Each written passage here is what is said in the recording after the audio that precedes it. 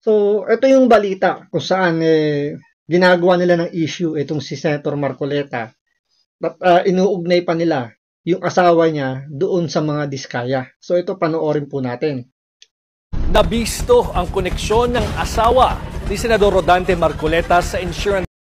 Diba? Umpisa pa lang, nabisto na kagad yung asawa daw ni Senator Marcoleta may involvement sa mga diskaya. So, ulitin natin.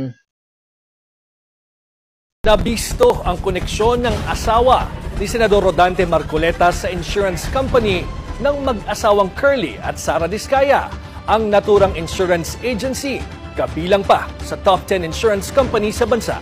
Narito ang Agenda Weekend Report ni Hannity. Konektado ang asawa ni Senator Rodante Marcoleta sa mga insurance na ginamit notarized acknowledgement na nakalap ng Bilyonaryo News Channel. Personal na humarap noong 2022 ang kontratistang si Sara Diskaya at ang regional manager ng Stronghold Insurance para sa isang bond obligation ng kumpanya. Nakalista mismo sa Board of Directors ng Stronghold Insurance si Mrs. Edna Marcoleta, asawa ng senador. Sa 2025 committee composition ng kumpanya. Ito ang siste dyan. Ikinukonekta nila yung asawa ni Senator Marcoleta dito sa mga diskaya. Dahil yung asawa ni Senator Marcoleta is isa sa mga opisyal ng insurance na to. Ngayon, porkit ba doon kumuha ng insurance itong mga diskaya, may involvement na kagad. So, ibig sabihin ba, lahat ng opisyal ng Stronghold na insurance na yan, may involvement doon sa mga diskaya, sa contractor na yon. Diba? Meron bang kinalaman yung insurance doon sa gagawing flood control ng mga diskaya? Diba? Kung titingnan mo, parang meron. Siyempre, kumbaga, kapag sumablay kasi yung gawa nitong mga contractor, sisingilin yung insurance. Kaya sila magbabayad ng insurance, di ba? Pero siyempre may mga may mga terms and condition yan bago magbayad yung insurance. Katulad sa sasakyan. Di ba? Pag ikaw ay nagparehistro, kumuha ng bagong sasakyan, meron kang insurance policy, nakalagay doon kung ano yung mga terms and condition bago mo ma-avail yung insurance mo. Like, halimbawa, nagkaroon ng banggaan.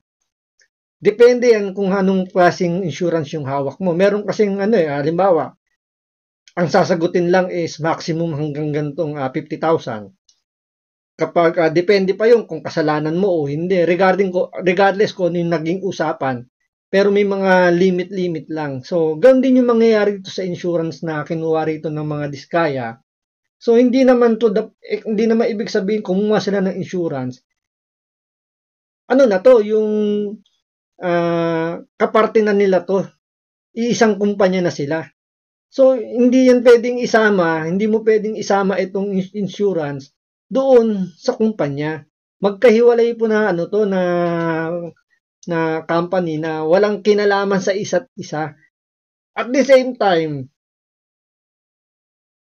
hindi naman siguro ang nag-alok ng insurance ay yung asawa ni Senator Marcoleta. Siyempre may mga ahente yan. Alam nga naman yung mga may-ari ng kumpanya ng insurance sila pa yung naglalako ng kanilang mga insurance policy. Siyempre may mga ahente yan. So possible, yung mga insurance agent, yun yung kausap ng mga diskaya. Pero dahil nakita nila na opisyal ng kumpanya ng insurance na to, na kinuha na ng mga diskaya, so para mag-iba nila itong si Marcoleta, i-connect nila. So ito, panoorin nyo kung paano i-connect ng balita na to, yung involvement ng mga diskaya dito sa mga Marcoleta. Ng kumpanya, chairman siya ng audit committee at miyembro ng corporate governance at related party transactions. Kabilang din si Edna Marcoleta sa 2023 Board of Directors ng Milestone Guarantee and Assurance Corporation. Elected siya bilang non-executive director noong 2016. Nakalagay din sa records ng kumpanya ang kanyang affiliation sa Congressional Spouses Foundation Incorporated noong panahong kongresista pa si Marcoleta sa Sagip Party List. So dito, ang binabanat nila rito, conflict of interest. Kasi asawa ng congressman, tapos sa mga diskaya. So kung hindi pa naging senador etong si Marcoleta, hindi mabubuksan yung issue na to. Pero dahil naging senador na si Marcoleta at isa siya sa mga namumuno ngayon o isa siya sa pinakamainit talaga na talagang tumututok dito sa flood control scam na to, kailangan nila i-connect na merong conflict of interest itong asawa niya doon sa mga diskaya at sa nangyayaring investigasyon ngayon. Ang Milestone Guarantee and Assurance Corporation ang naglabas ng retention money bond noong 2024 na nagkakahalaga ng 19.29 million para sa elite general contractor, kumpanya ng mga diskaya. Ang bond ay kaugnay ng flood mitigation maintenance at construction ng road dike sa mag-asawang Tubig River, Sitio Dique sa Nauhan Oriental, Mindoro na may kabuang halaga ng 192.9 million. Pero hindi nila rito pinaliwanag kung para saan yung insurance na kinuha ng mga diskaya. Imposible naman na hindi nila alam kung ano yung purpose ng insurance. Ngayon, sa mga di nakakaalam, ang purpose ng insurance, kapag nagkaroon ng problema, yung kanilang project, ang mananagot yung insurance. So ngayon, papayag ba yung insurance kung ang lumalabas ay ghost project yung ginawa ng mga diskaya? Let's say sabi nating substandard. Siyempre, hindi nila sasagutin yung bayad. No, siyempre, meron terms and condition eh. Kung yan winalang hiya talaga, hindi naman act of nature. Kasi kung act of nature yan, halimbawa, nasira dahil sa bagyo, possible. Kung ito talagang dumaan sa tamang standard, ginawa ng tama yung proyekto. Pero as long as hindi naman ginawa ng tama yung proyekto, substandard, I don't think babayaran niya ng insurance. So tatablayin ng insurance niya kasi hindi yan papasok sa policy na napagka-agreehan nila. Ang parehong project ang pinuntahan ng team ni Senate President Pro Tempore Panfilo Lacson na completed naman sa DPWH website. Pero tingnan nyo dito. Walang sinabi si Lacson na may koneksyon yung asawa yung kumpanyang pinagtatrabuhan ng asawa ni Marcoleta dito sa flood control project dito sa Mindoro. Bakit yung sa Mindoro yung pinili nitong balita na to? Kasi yun yung pinakamainit eh. Yun yung isa sa pinakamalaki at isa talaga sa mga pinakagrabe na pangungulimbat ng pera ang ginawa. So dito nila i-connect yung issue ng pagkuha ng insurance ng mga diskaya. Pero wala namang makikita on the ground. Nasaan ang halos 193 million na pondo sa Sitio Dique noong 2024? Eksakto ang lokasyon na aming pinuntahan sapagkat consistent ito sa coordinates na nakalathala sa DPWH at sa sumbong sa Pangulo website. Guni-guni o guni-guni? Diba? Para magkaroon ng dating sa mga nanonood, doon ikinunik sa sinabi ni Panfilo Lacson na guni-guni o guni-guni. So parang lumalabas dito, itong insurance company is kasama sa panlulokong ginagawa ng mga diskaya. Pero in reality, hindi ganun yun. Hiwala yung insurance. Wala silang pakialam sa ginagawa nitong mga contractor na to. Ang magiging pakialam lang nila rito kapag nag-claim itong gobyerno, halimbawa, sinabi ng gobyerno tulad niya ngayon, nag-claim ang gobyerno dahil palpak yung gawa ng mga kontraktor. Ang ibang babayad dito ng mga kontraktor yung insurance. Ngayon yung insurance, mag-iimbestiga muna yan, titingnan kung tama ba yung claim nitong mga kontraktor, kung dapat ba talaga nilang bayaran doon sa insurance na binayad nila.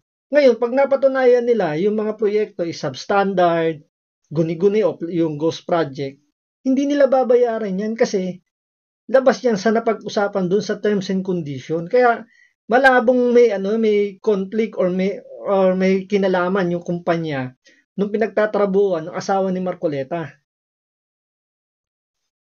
Ang bayan ng Nauhan Oriental, Mindoro ang isa sa mga kinall out ni Lacson dahil sa laki ng pondo sa flood control pero laging binabaha.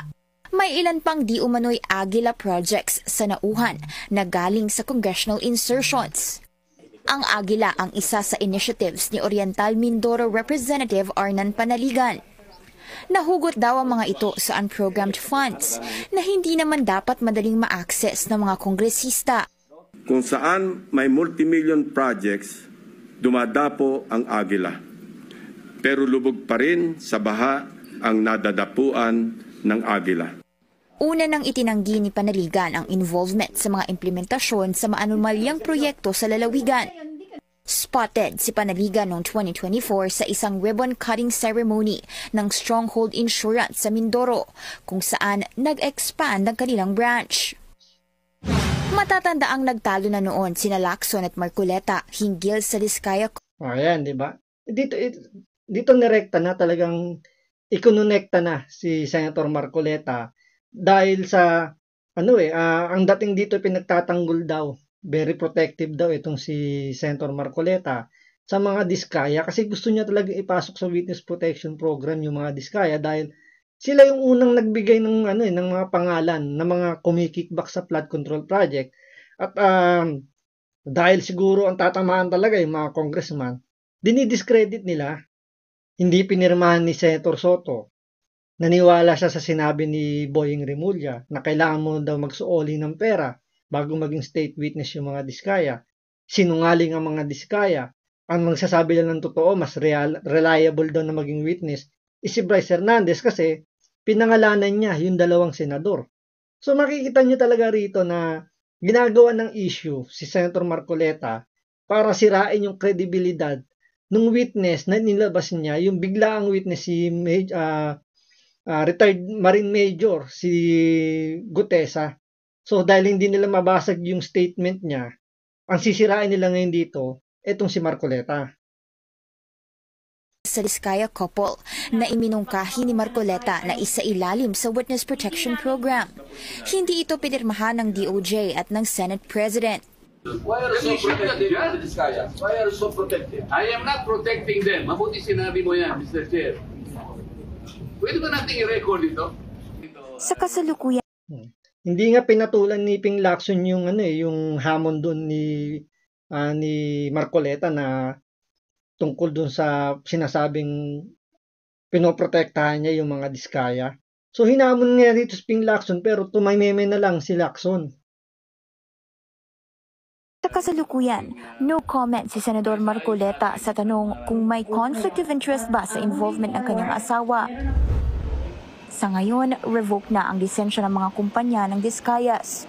Protected witnesses sila at under evaluation ang paghiling na maging... So, kung hindi sumagot si Senator Marcoleta tungkol dun sa issue ng asawa niya dun sa insurance, yung anak niya na si Congressman Paulo Marcoleta, sumagot doon sa sinasabing involvement doon sa insurance. Ngayon, sabi niya rito sa Billionaire News, kasi Billionaire News yung naglabas ng balita na yan. Sabi ni Congressman Paulo Marcoleta, kayo ang bistado, Billionaire News Channel. Bistadong-bistado ang bias ninyo. My mother, Edna Marcoleta, is not a co-owner, not a regular inside director, but an independent director of Stronghold Insurance. Billionaire News Channel should know that an independent director is not an employee of the company, has no such material ties, no substantial shares, no hand in sales and marketing activities, no significant professional relationship with the company or its stakeholder. So malinaw na hindi ganun kalaki yung posisyon na hawak ng asawa ni Senator Marcoleta para magkaroon ng conflict of interest at maka-impluwensya doon sa pagkuha ng insurance ng mga Diskaya. So ano ang nabisto nyo? Sabi ni Paulo Marcoleta, that there is no direct connection between my mother and so anong nabisto nyo? Inasabi niya that there is no direct connection between my mother and the transaction made by Stronghold and the company of Diskayas. Baluktot naman ang istorya ninyo. Ang dami nyo naman nalinlang dito kung hindi sila masusuring mabuti. So, ganito kababa ang standard ng journalism ng ating bansa. So, dito mukhang hinihilot na talaga ng mga journalist ng mainstream media itong pagkakalantad po talaga ng mga the name that you cannot be mentioned ni Saldico at ni Romualdez. So mukhang pinagagalaw na talaga yung kanilang impluwensya, yung kanilang kapangyarihan, ng kanilang pera para sirain yung mga naghahanap ng katotohanan tungkol dito sa maanumalyang flood control ng DPWH. So yan ang aabangan natin sa susunod na Senate hearing ng Blue Ribbon kung ano yung mangyayari, kung lalantad ba uli itong si retired Master Sergeant Gutesa. So yun ang antayin natin. So magkakaalaman na ngayon kung sino ang nagsasabi ng totoo. So maraming salamat po sa panonood. Ingat po kayo lagi. God bless.